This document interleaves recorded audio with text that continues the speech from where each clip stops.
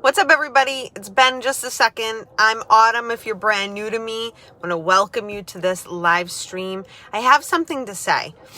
I want to talk about when we notice that there is an officer, i.e. police officer, dispatcher, firefighter, EMT officer, correctional officer, probation officer, military, anybody. When we see a first responder struggling, let me tell you what you don't do, and then I'm going to tell you what you do.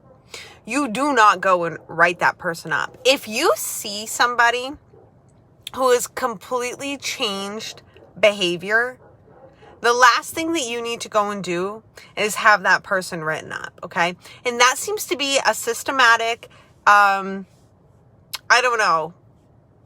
that we do consistently. We see an officer, not doing their job. Let's say we see a correctional officer who's just completely changed, not doing what him or her used to be doing. The amount of checks they do is really significantly decreased. They're not going above and beyond. They're like barely cutting baseline for their job, right? What do typical people do? Oh, I'm going to go jam this person up because they're not doing their job. They're not doing what they got hired to do, right? But if this person has been on and around for years, okay, or even just 1 or 2 years, and we've seen that they've been really good, like they have really good, like, I'm not saying like really good, but they meet what they need to meet. They do their job. I'm not saying they're all stars, but maybe they are.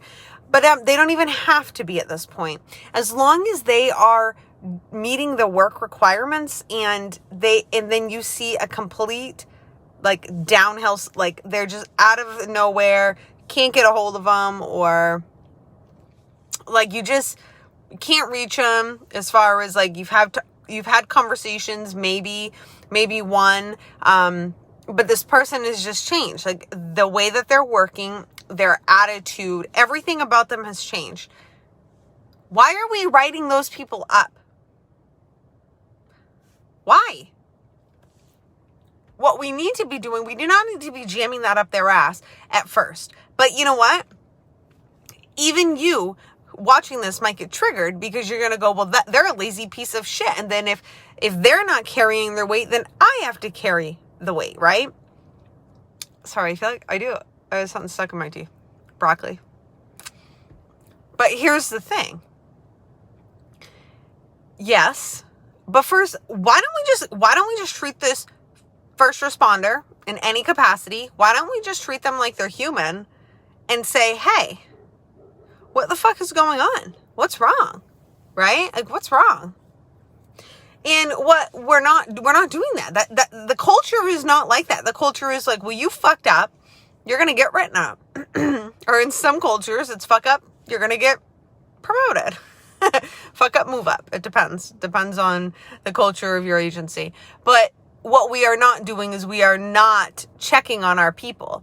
The people who are out there so stressed out, suffering the most out of anybody and what's going on. The people who are putting their hearts, their lives on the line. They're putting their families last. They're putting themselves last. And we're just going to go jam them up the ass because they're acting a little bit different. Wrong. That is wrong.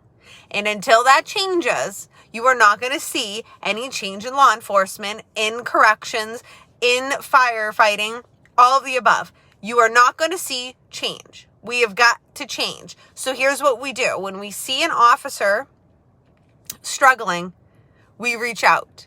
We talk with them privately, okay? Maybe off duty. Maybe at the end of shift. Maybe at the beginning of shift because you can tell, like, hey. And sometimes, and we all know we have those low times during shift, whatever it is that you're doing, you have the time to chat with your friend and say, hey, what's up?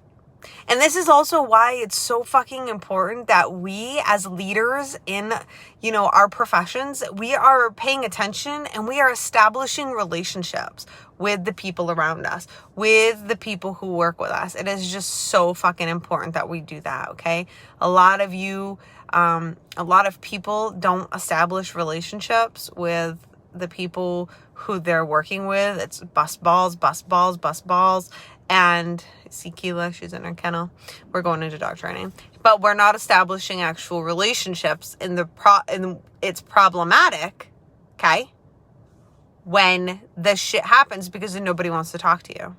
So if you want to start helping, when an officer is not doing good, we need to go and help them and be there for them and get to know what the real problem is. I guarantee you they're burned out and they're stressed out. They have some underlying problem, some underlying thing going on, and they don't feel safe to talk about it. They don't want to be looked at like they're weak, but want to know the truth is we all feel it. We're all fucking tired and we're all burned the fuck out and we're all stressed the fuck out. And our families are fucking stressing us out and all this shit. Like, it happens to all of us. It's not just happening with one person. It's not just happening to you as an officer, okay?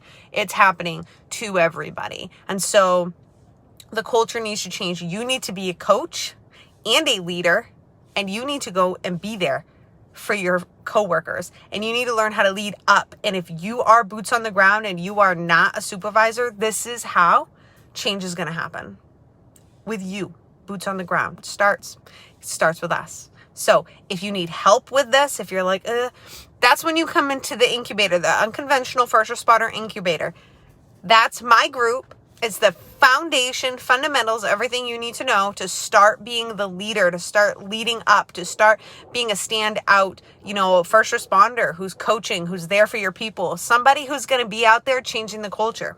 That's when you come with me. Let me help you turn you into the best leader, coach that you can be, changing the culture. Okay? Let's fix this problem.